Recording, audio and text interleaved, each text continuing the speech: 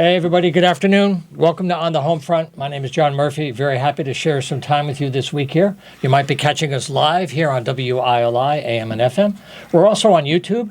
The radio station has a channel, and many of our local shows have their own playlists, so you can catch us all the time. If you're a guest on the show, we can get you a link, and you can share your story in your own media to help you connect.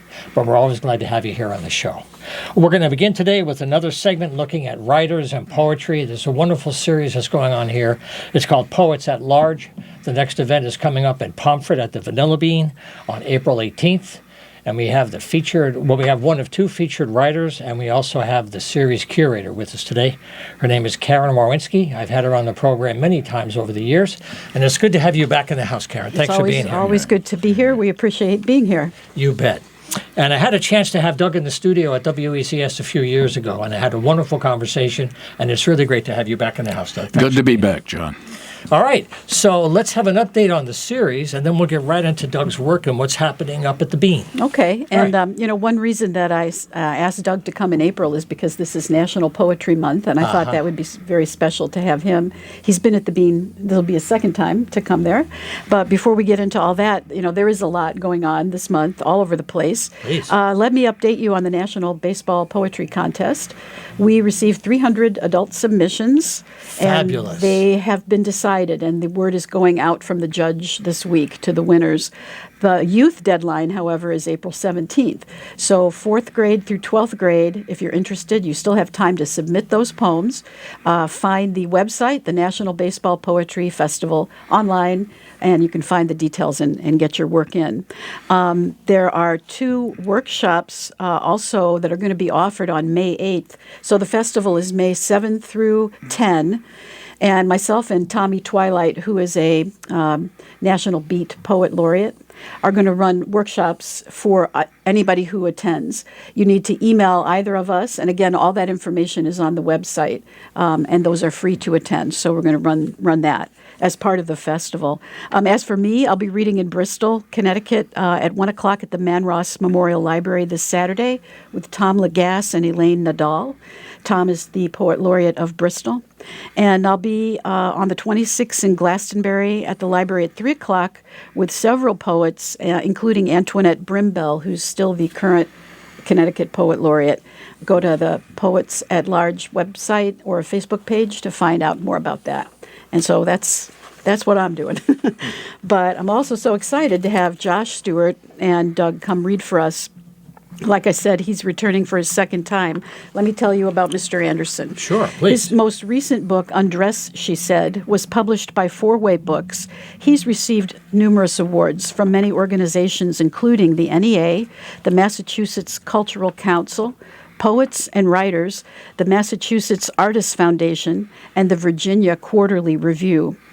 His first book, The Moon Reflected Fire, won the Kate Tufts Discovery Award, and his second book, Blues for Unemployed Secret Police, was given a grant from the Eric Matthew King Fund of the Academy of American Poets. His third book, Horse Medicine, was published by Barrow Street Press in 2015, and his memoir, Keep Your Head Down, was published by W.W. Norton in 2009. He taught in MFA programs at the Pacific University of Oregon, Bennington College, Smith and Emerson Colleges, and he also just mentioned to me UConn.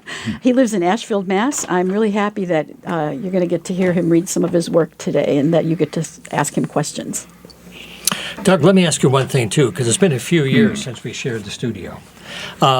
Are there any changes or developments in your work overall since then, beyond the new book? A lot, Please. yeah. Let's share some of the I'm putting process. together a selected and new poems that comes out in the fall from Saturnalia Books. And I'm revisiting my younger self in the earlier poems in the collection, and it's a lot of fun, And then there's the new stuff, and there's everything in between. But it's an incredible process to do. It's emotionally very poignant. Well, I'll look forward. Maybe we'll get you back here in the fall when that comes out. It'd be nice to go back and try to compare some of that. And compared to when you first began to write, what is it like for publishing today? I know it's a very focused area of publishing, very specialized. But as a new writer, somebody coming in today, what's the environment for them compared to when you started? It's harder. It's harder to get published.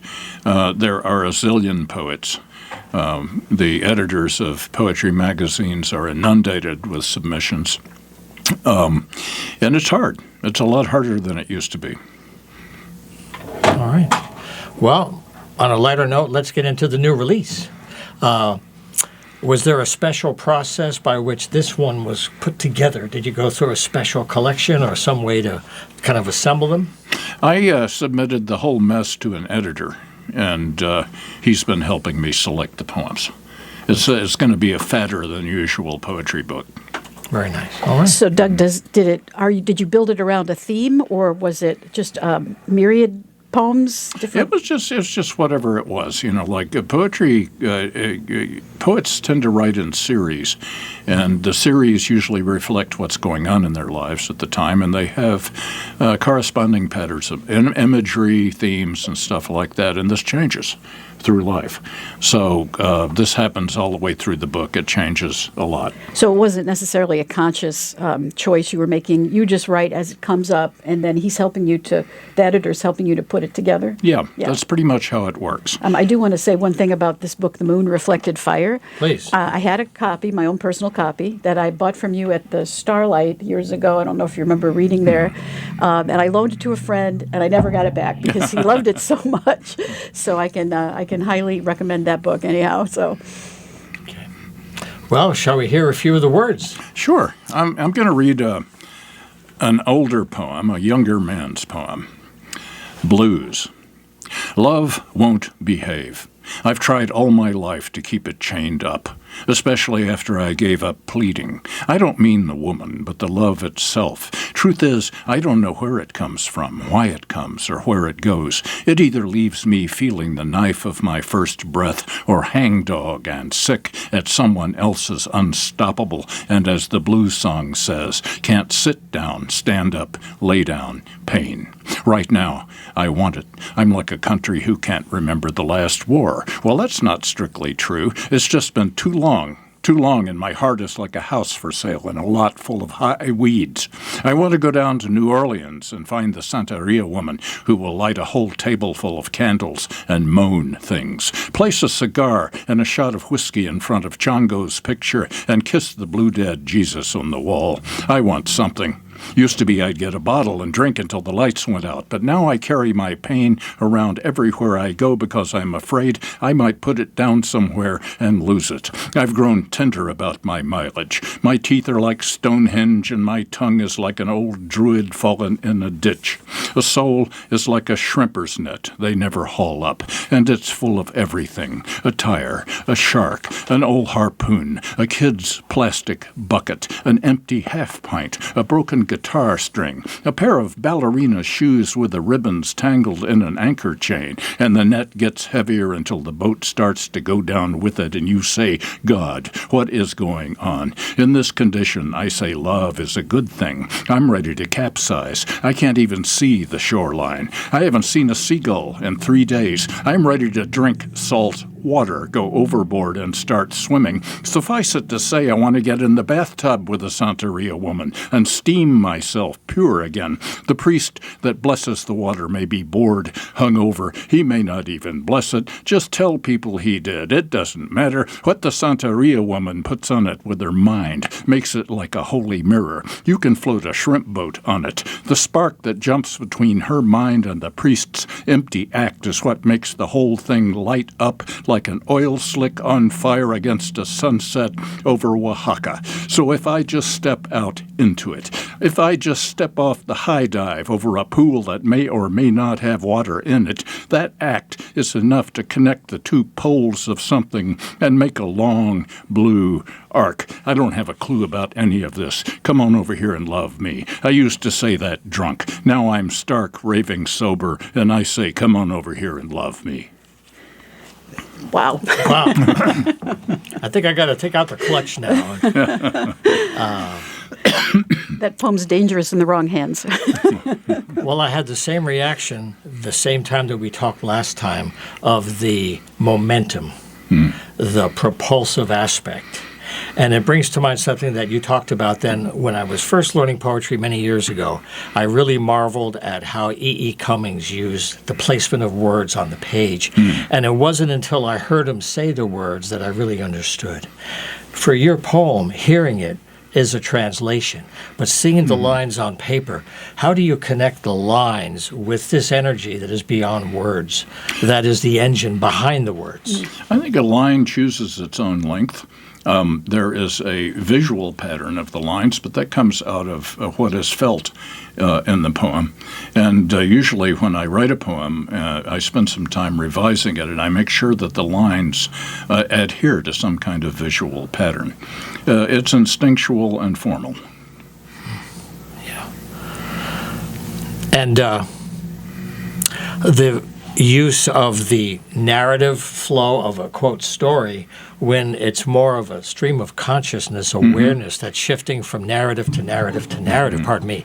How do you connect those dots when it's like three-dimensional chess? Well, it's like I do write narrative poems. I have poems that have a coherent story in them. Right. But usually poems have a kind of connective tissue like a jazz solo, like, say, a John Coltrane solo where things add up according to the notes, the sounds, the images, what's going on in his head, and it finds a whole form. Yeah, yeah. Do you find that you have some that only translate, that you can't read out loud? You can't read them as spoken word poems. They only translate as silent reading. Or do you, when you go to perform, do you change things to make that fit better? I've always I read all of them out loud. I think that there are some poems that are better to read in a group to get someone's attention, to start the reading with, something like that, to tune people's ear to what is coming. But they're all readable. So as you're going through the description that you just had of all these observations connected, do they touch on previous poems? Do they ever connect to other thoughts you had before and they come back and say hello again in a new line? Yeah, they do. There are things that won't go away in my psyche, and I revisit them on occasion, just like I think we all do in life, that there are important things, painful spots, funny spots, loving spots, imaginative spots, and these repeat in life. They keep coming back. So, yeah, I revisit those things. Doug, what was the name of that piece that you just read for us? Blues. Blues. And you said it was written by a younger man. When did you write that? I wrote that I didn't start writing poetry until late in life. I wrote that back in the 80s, and it was first published in the early 90s. Okay. I think it's sitting in the room still with us because it's a big piece. That's a big piece. And I love the last bit of that. I'm standing here. Oh, yeah. Mm-hmm. If the train is in the station, it stopped, but the steam is still blowing. I don't need to get drunk anymore to say. It was. I need love. It was a ride and a half. I think the world might be feeling that today. I think you have some more for us. Yeah. So I'll read do you want to introduce the next piece? I'll read a newer poem. This is the title poem from the forthcoming book. Okay. There was always smoke. Smoke in the bars, at parties. How an earring was a star in the murk, bright eyes burning through. We sucked it up, the smoke. It was fuel. A cigarette, the final boundary between caution and kiss, stubbed out in the ashtray. Then she led me to her bed. All smoke. The yellow smoke grenade flung to mark the medevac landing zone, billowing up from the green. Blue haze of pot above the demonstration. Joyce flashed her tits at the cops on horseback, drifted forward and stroked the horse's neck. So many remembered from the haze, heart full of the dead. I missed the pain that offset the light I drank down to finally live. I'm told cremation makes smoke. I could be buried under a tree, but I'm sentimental about my smoke. Let me be a cloud. Very nice. Another combination of fiber optics, self-reflection, a little connection, but still all these simultaneous thoughts. Doug, besides going back to, the 1960s and the Vietnam War and your youth, what are some other places that you find yourself, as you said a minute ago, just going over again in your mind that come out as poems? Well, let's see. Friday I turn 83. And suddenly the phrase, one day at a time, acquired new weight. I have another sense of time suddenly. I think when I was younger, I was able to see the fog at both ends. But now, it gets my attention. Mortality gets my attention. So that has been a subject in the later poems. Very good. Very good. And did you ever write about your teaching life as a teacher, as an instructor, or is that something that not a lot of drama came out of those experiences? I don't think I have any teaching poems. No, I really don't. Okay. So aging, are we going to hear any of that today? Well, let's see. Possibly. Let me see what we got here. What I love about Doug, I follow him on Facebook, and you're just an open guy. You're very open. I'm not that open. Is the always. Facebook page just a name? Just a name? Well, I mean, if you friend him on Facebook. Right. So, he doesn't have a special group page or anything. He just shares with his friends. He's very open about what's going on. And as a person who's a little bit younger, I find that very instructive. I'm looking ahead, too. Like you feel it, like that different sense of time. Oh, yeah. It comes up, and one day, there it is. Yeah. Where, as a youth, you're just not thinking about it, or you're focused on staying alive, Mm-hmm. So Mm-hmm. what's this one?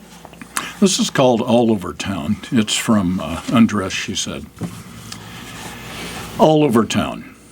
I am aware that at this hour, in houses and apartments all around me, people are stepping into their showers.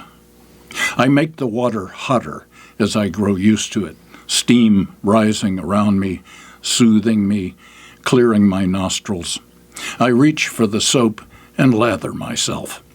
Wash my scant hair behind my ears, remembering my grandmother long ago scrubbing me as if I were a burnt pot. But I'm gentle now, knowing the hurt places I've gathered. I tune myself to a lover's hands, remember the last woman who was good at it. All over town, people are being tender with themselves in this hour between waking and dressing, before putting on the gang face to go to work, chasing away whatever wisps of dreams might be hanging on. I feel for scars above my eyebrows from fighting, the ridge of my twice broken nose, the side of my face where they dug out the big chunk of cancer, and the long suture marks on my neck where they took the graft to plug it. My throat, a broken cathedral organ of backed up love. My ailing left shoulder, my once proud chest, moving on down to the love handles, to the gut beneath which the ribbed muscles. The fading burns on my hands, the pitted flesh from the bullet fragments, now mostly covered with tattoo, my shop-worn cock, and my balls hanging all day in the dark by themselves, scheming. My disintegrating right knee, torn ligaments of the other leg, down toward the feet, almost crushed now under the weight of a life. For a moment at this hour, perhaps we are all this way. It makes me sad that we are alone in this holy of holies, grieving the failing flesh beneath which death sits in her carriage, loosely holding the reins. Yeah. I should have warned you about that. Yeah, it's a big poem. How do you connect the reader to the pain?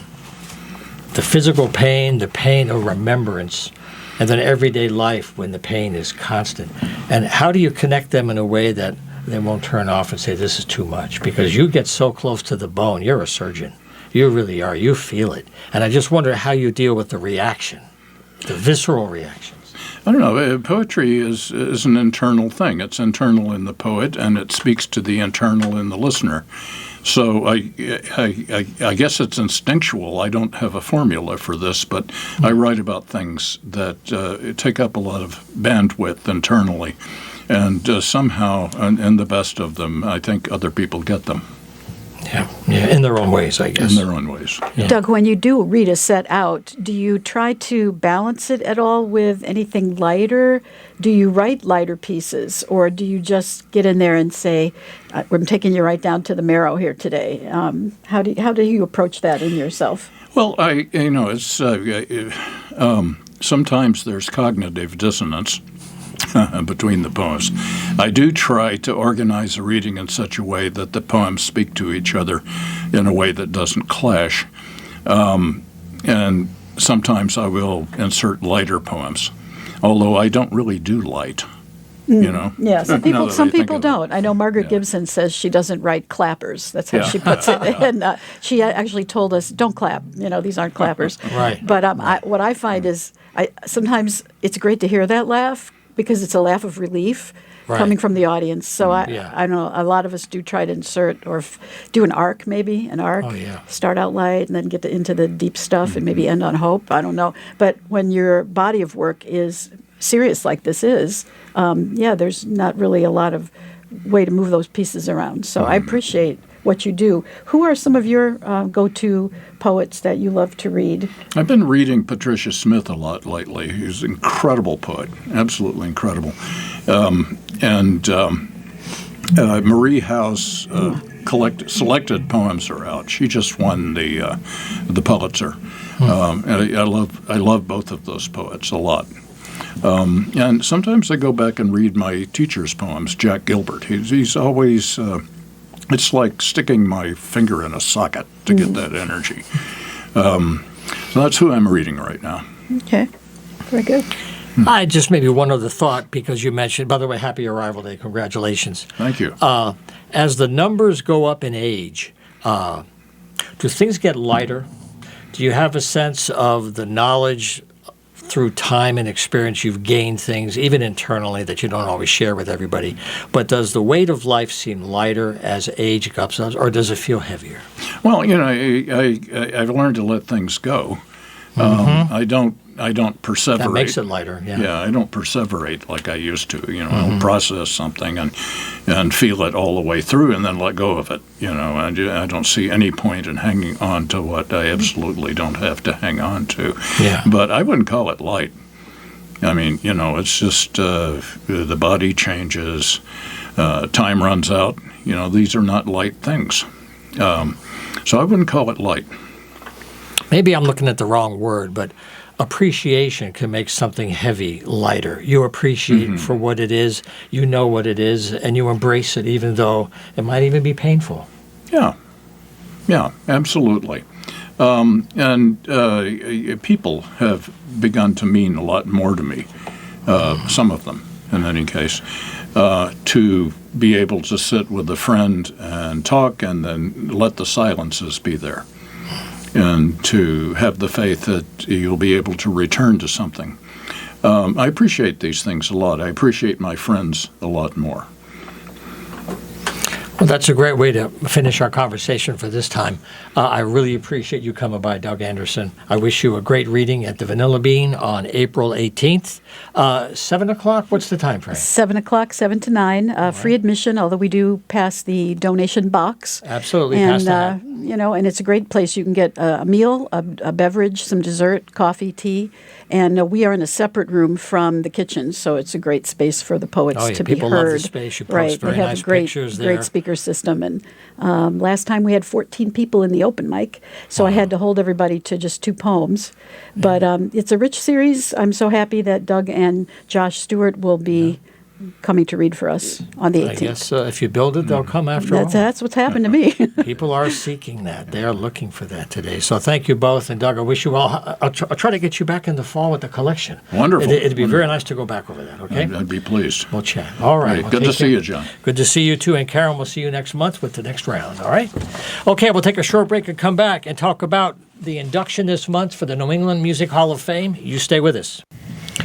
All right, we're back on the Homefront. Glad to have you with us. If you have some news to share, if you'd like to come into our studio and share your story, just use email to make the arrangement. We're here live every Wednesday at 5 o'clock on WILI, AM 1400 and 95.3 on the FM. We're also on YouTube. And if you use email, we'll arrange to have you here to share your story. It's john@humanartsmedia.com, and you're most welcome. Well, for the second part of the show, I'm very happy to have Chris Annino back in the house. I had him here about a year and a half or so ago. He's here today to talk about the next induction for the New England Music Hall of Fame coming up in Milford this month. Chris, good to have you back in the house. Thank you so much, John. Always enjoy it. Good to have you so here. much. Thank you. So let's start out with the program first, and then we'll get into the overall work for a long time of the Hall of Fame itself. Yes, right? absolutely. But just the event coming up. It's going to be on the 24th.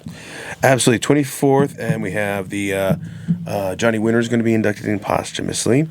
We are definitely going to be inducting in Michael Bolton. We have Barbara Fowler, who ironically, a hidden gem in New Haven. She's a Platinum Award-winning artist. Wow. She's going to be inducted in, and not many people know about her, but she's an amazing person. We're going to be inducting Jackie DeShannon. Fabulous. Love her music since the 60s. Fabulous. Awesome person. And as we all know, Rick Derringer lived in Colchester. And so we're going to be inducting him, and I believe his daughter is going to be coming and accepting on his behalf. Johnny Winter's band, I believe Bobby Torello is going to be there. He's the drummer for Johnny Winter Band. He's going to be accepting on his behalf, as well as, I think, Steve Gasper as well. Mm-hmm. We played keys with him. So that's good. And we have, we got Greg Sherrard, another Connecticut gem vocalist. He's getting, on a side note, the Nemhoff Media Awards are going to be out this year, the 5th annual. And Greg Sherrard is going to be getting Male Artist of the Year. I believe he's out of New Haven. Artie Dixon will be getting Album of the Year, who is also a Nemhoff inductee, but he has an awesome jazz album he's come out with, and he's getting Album of the Year officially. And new Artist of the Year are going to be the Bellas. They're actually out of New Jersey, all-female band, high octane. They're amazing. It's going to be great. We got special guests with Nemhoff inductee, Emmy Award-winning Brian Keane. We obviously. We have James Montgomery. He's going to be performing later that night. Oh, fabulous, man. Carol Sylvan is going to be inducting in Jackie DeShannon, giving a tribute to her later that evening for the song Put a Little Love in Your Heart. We need that song these days. We need it more than anything right now. John Butcher, phenomenal guy, and I just got off the phone. This gentleman, dear friend of mine, Native American, veteran. His name is Daryl Jameson. He's going to be there, as well as my dear friend Sly, who's also a Highland Games athlete competitor, but he's also a Navy veteran. And this is for Rockin' for Vets. Rockin' for Vets is doing it as a food drive. And again, it's just a wonderful thing. Jim Terabashi is such a visionary. Later on this year, we are going to be inducting Danny Klein, who played with Peter Wolf, right. Later on, most likely in Massachusetts. And again, we're working with Rockin' for Vets. It's a great organization, veteran-owned. Awesome thing that they're doing. They do a lot for the community. This one's going to be for a food drive. So it's for the Purple Pantry Box. Tongue twister there, sorry. That's okay. Now, this is going to be again on April 24, and it's in Milford at the Parsons Auditorium. And if you just go to the Nemhoff website, just do New England Music Hall of Fame, you'll get all the information there. I know you founded this group with you and Marsha Maraschino, and I just wondered if we go back a couple of years to the roots of this effort and how it started and what the last couple of years have been like in terms of response and awareness and how it's helping you grow as you move ahead to 27 and beyond. Absolutely. So we founded this based on the principle of there needed to be an entity that embraced both new artists and artists that have been around for a while and preserve not only their history but promote what they're doing. And there was nothing like that prior. I would see these amazing artists like someone like Cliff Goodwin and all these great guys, and I'm like, they have to be acknowledged in some way. So believe it or not, it was actually myself, Tommy Bonanno, who is Christine Oman's merch guy. He was the best merch guy I've ever seen. Hello, Christine, if she's out Christine Oman, Beehive. Tommy Bonanno and I had kind of dreamt up about it originally. Like, what if it was the New England Rock and Roll Hall of Fame? And then, unfortunately, he had passed away during the COVID year. Then I thought, shortly after, why don't we call it the New England Music Hall of Fame to incorporate all music? Because he was, his mind, and he's on our website, he's the inspiration for it. Nice picture, by the way. Yes, nice picture. yes. Sweet. Beautiful. Actually, that concert wasn't too far away. Actually, I think it was the one that Lefty usually puts on every year there in the park. That's where we took that photo. He was looking at the amphitheater. Yeah, the Shabu stage right over there. And our first induction was at the Shabu stage. Yep. Lefty was also a very inspirational entity, part of this as well. Yeah. We need more music. Al Copley and I, we talk a lot about this stuff where music has a power that can both inspire and heal. And he's an amazing human being, Grammy nominated, obviously, world-class piano player and entertainer. And we always talk about how if there's more music, there'll be less crime. If there's less crime, more peace. More people will be happy. So I guess the other underlining goal for this is so we can all kind of unite. That's also part of our mission statement, is to unite. Preserve, promote, yes. But if we can unite as one to enjoy something, then we can communicate again with everybody, maybe. Well, we have to get better because things are pretty broken in so many ways today. Yeah. So many channels are dividing us more than bringing us together. So many people are making money off negativity in a way. Yeah. It's true. There's a whole smear campaign about many people that I know, including myself. They say all these horrible things. But I don't care because, honestly, the thing that we have to remember is this. Once there's negative for a reason. Evil, the formula for evil is jealousy and ignorance with ego. So if you mix those three, you have evil. If you don't acknowledge any of them, you have nothing. You don't have evil. So it's everything. It's to react. My thing is this: there's going to be negative no matter what.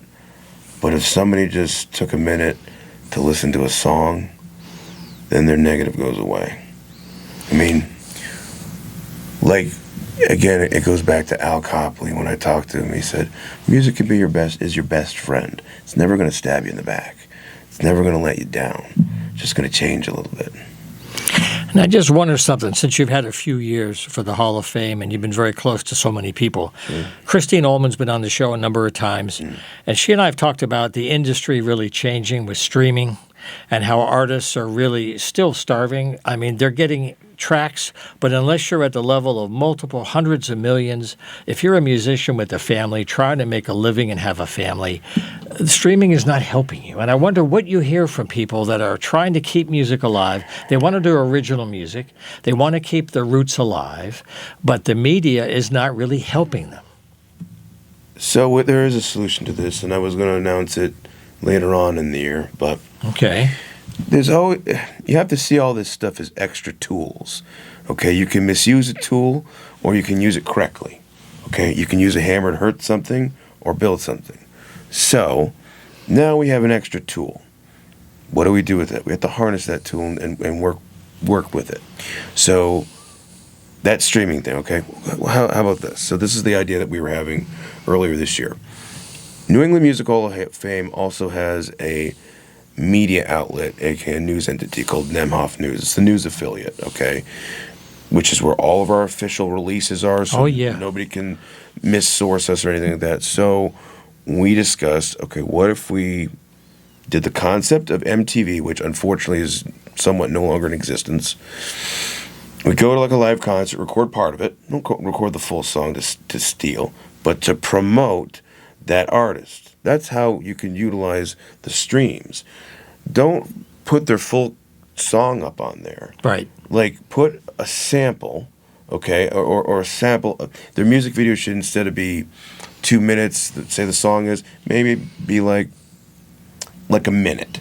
So you get a sample of it, so then you can be like, I like that song, I want to buy that song. Because right now, they're giving away all this stuff for free. Like if somebody really wanted to, they could go take Bohemian Rhapsody on YouTube, convert it, and they could grab it. Yeah, I mean, and then the problem is too many people were so eager to get likes and depend on the clicks that that's how it's monetized. They think, but it's not always like that. I mean, yes, you'll get money from it, but you're also letting them have everything. You know, they're giving it away. Like tease, partially give, and if they want to see the full song, check it here. Is my suggestion. But what we're doing definitely for Nemhoff News is, and we've always done this subliminally, we've never thought about it before, because again, we never want to cheat the artist. We would only show a sample or a highlight clip of the concert, and then say, hey, this is where you can get it. We're not claiming any ownership of it, but this is where you can get their information. Social media influencers have to start becoming news personalities. They have to be more journalistic instead of selfish. Yeah, because so much of that is about the host and themselves trying to get as many numbers as they can, and it's less audience focused than it could be. That's what you're talking about. It's that, but they're also basing it on shock value. Like how can I shock them now? Here's the thing: sensational stuff. Yeah, and it doesn't work in the end because it's like look at Howard Stern. Eventually, he fizzled out because he shocked the world with a million things and it just didn't work. He then went back to traditional radio, and look at him now. He's just trying to be a guy who hosts a show and stuff and does a decent interview and stuff. So it goes back to the roots. So, I mean, I think, but there's also a balance with that. There should be somebody like that have some comedic value to it and also have some informative value to it, too. So I think the answer to your question, though, is everything's a balance. And Christine is far more wise than I am in many things, especially this. She understands this more than I do because she lives it. Yeah. But there definitely, in my opinion, it's only my opinion, it doesn't mean anything, but there definitely needs to be a balance, and there has to be a form of, I don't like overusing the word unity, but you have to merge everyone to work together, okay? And that's the biggest issue that we're having right now. It's like this too, everyone's just trying to fight everybody right now too. Like, say I walk around and I have I think it's the Red Sox hat, but it has a 4-leaf clover, so I thought it was a Boston Celtics thing. So, go Celtics, by the way. Say I walk around with this and someone's, you're a Red Sox fan. Well, that draws immediate attention. It's negative, and with the wrong person's going to react back. However, if it's the right person, they harness that. Oh, Yankees! It's like wearing a Yankees hat in the wrong part of the state. Right, but if you're able to harness that conversation, so it can be a back and forth energy. It's fun, exchange, actually. It's fun. If you can record it, you can then profit. Okay, you're gonna have a sports show. They're going to endorse you because basically majority of your sports show is going to be like, what about that Wade Boggs? Yeah, what about him? He was on both teams. Let me mention, by the way, if you're on the radio right now, we're talking today with Christopher Annino, one of the co-founders of the New England Music Hall of Fame. They have an induction for 26 coming up in April. It is on April 24th at the Parsons Auditorium at 53 West Main Street in Milford. And it's going to be a great event starting at 7 o'clock. Show starts at 8. Doors open at 7. And also the website, New England Music Hall of Fame. Question for you, too, with the contacts you have. What are musicians feeling is the scene for live music today? I hear good things. People are beginning to come back after the COVID shutdown. Right. And live music is where a lot of musicians are making it today. It's not doing new releases in the studio. What do you think? See, what's happening right now, I'm glad you brought that up. What's happening now with music is they hit the reset button. We're now going back to the basics. Notice there's a lot of acoustic acts, too. A lot of folk, a lot of blues is coming back. That's great, because it's going to be great again.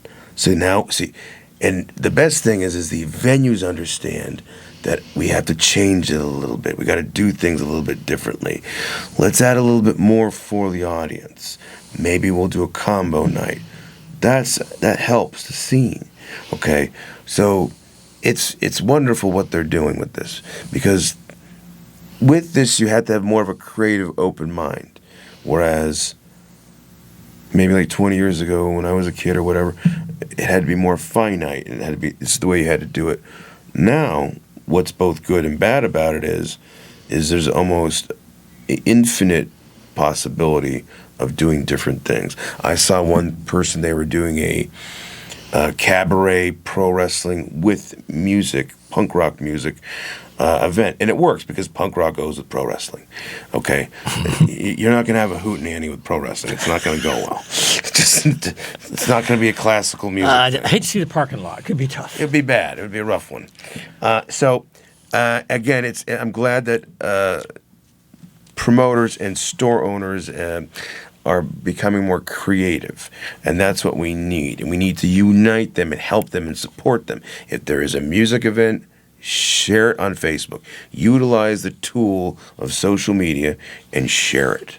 I mean, that's the thing. It's another tool that we can use. Yep. Not a bad thing. However, it can be used as a bad thing too. Yeah. Because sometimes people want to get wise on there, and maybe they didn't like the band, or they have a beef with the bassist or whatever, and they're like, "Well, you don't like this band, don't book them." Yeah. It doesn't help. So if they're trying out there and they're trying their best, just leave them alone, embrace it. If you don't like it, then listen to something else. What do you think the best thing people could do if people are watching or listening? Some people are not connected to music as much as maybe a while ago. They're doing a lot of video and other things. But for people that care about music, I don't want to generalize. Yeah. What can they do that would make the most benefit to help the music itself? Not the business of music, but the music itself. The best thing right now, also, I'm glad you mentioned that, is independent music is way better than mainstream. You'll get better sounds, you get better experimental things. So for the listener, you get something out of it because you've never heard something before. Okay, there's a guy, his name's Axel Rudy Pell. Okay, he did a song called Forever Angel. Like, wow, amazing song. This dude's like an independent-ish guy in like Europe. He's amazing. He's amazing. Again, what's good about the internet is we get more access to people. Yeah, that's right. So I say embrace the independents, because they're gonna do something different. It's gonna be a lot more entertaining. Obviously, support the people that are on the mainstream circuit as well, because of course you'll see something different on a live show. But the independents, you'll see imperfections that will actually make the songs and the experience perfect. Okay, good example. There's a gentleman named Carl Kelly, and one day we will induct Carl Kelly into the New England Music Hall of Fame posthumously. An amazing human being. I'll get into him at another point. He was playing the song Billie Jean. That bass riff. Then he switched it to Riders on the Storm by the Doors. Like that. Wow, what a segue. Right. And he was playing the bass riff on it the whole time. Wow. I can hear it. I can hear it in the background. I'm sure most of it, yeah. Oh, my God. And so, like... Quincy Jones might say, okay, man. Right. Look, you're not gonna see that at a... I hate to say it, but like... And she probably will be eventually a future inductee because she's in Rhode Island, but you're not gonna maybe see that at a Taylor Swift concert. You'll see amazing explosions and dancing and stuff. Oh, yeah, for sure. But there's not gonna be a moment where she's gonna improvise something like that, because she's got a whole finite show that she has to attend to, which is incredibly grueling, and you have to be incredibly talented to pull it off. But it goes back to the voice and the guitar, and it's turning into that again, which is good, and that's what we need. A simpler band, a simpler look. Punk rock's coming back. Metal, it's kind of here. Blues, R&B is coming back. Someone like Carol Sylvan is ripping it up again. These girls here, the Bellas, I saw them at Dingbats in New Jersey, and I was amazed. The drummer, two of them are sisters. The drummer reminds me of Eric Carr from Kiss. Eric Carr from Kiss was one of the greatest drummers, never got the just due that he deserved. Could play to the room. She's far beyond her years as a drummer. Her sister, who plays lead guitar, flawless. And, you know, all these people that are part of this, there are multiple. Like, Artie Dixon is a very big-time influential jazz drummer, big in the community. He helps people. He does things for nonprofits, helps local communities. That's the other thing. A lot of these musicians, for those who don't understand it, they're for the community. They're helping the community in other ways. Music heals. So what we have to understand and embrace is, Paul McCartney once said, you know, the more you give, the more you get. Mm-hmm. Okay? Sir Isaac Newton, for every action, there is an equal or opposite reaction. Right. So, if positive's going into this, more positive comes back, and then the energy they have exchanged goes back, then it just makes more positive energy. Hence, the solution for our situation, for our economy right now is just go to a concert, turn on the radio, have a good time, and listen to some good music, and most likely that'll solve world peace. Alrighty, so what we're going to wrap up, we've got a couple minutes to go. I want to make sure people know about this New England Music Hall of Fame. Go to the website. It's got tons of information for you. But the event that we're focusing on today with Chris is April 24, 7 o'clock. This is when the doors open. The show begins at 8. Parsons Auditorium in Milford on West Main. And it should be a great evening. I wish you a great turnout. And we'll stay in touch for the summertime for the Danny Klein thing. That would be very nice. Absolutely. And we'll also be working with the American Gladiators, by the way. Okay. Malibu, Diamond, and Blaze, the original American Gladiators. So, and something else I want to talk to you about next time is you also are one of the founders of the Women Wrestling Hall of Fame. Yes, we just and did that is totally cool. We should talk about that next Absolutely. We just did the induction. We've got one more, and we can definitely talk about it. time. All right, Chris, thanks for coming by. Thank you, John. Thank you so much. Take care of yourself. All righty, time flies each week on the Homefront. We're glad to have you with us. We'll see you next time here at WILI. Take care.